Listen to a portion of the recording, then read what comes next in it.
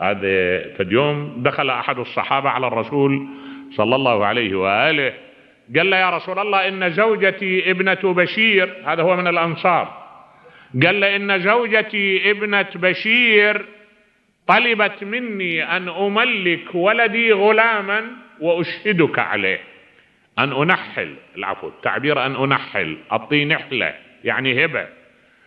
قال له زوجتي ابنها طبعا تحبه، أنا عندي كأنه أكثر من زوجة، طلبت من عندي أنا هذا ابنها أو ابني منها أن أنحل غلام وأخليك شاهد أنت عليه.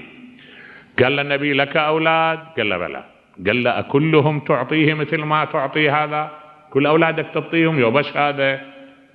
قال له لا يا رسول الله بس هذا أنا. قال له لا أنا ما أشهد على هذا، شوف واحد غيري يشهد، اطلع اعدلوا بين أولادكم، اعدلوا بين أولادكم، اعدلوا بين أولادكم 3 مرات كررها النبي. قال لهم هذا معنى يترك شرخ في دنيا الأسرة، يترك مشكلة، انتم ما راح تسوون أسرة، راح تسوون بيت مملوء ألغام، هذا يؤدي إلى نتائج غير طيبة.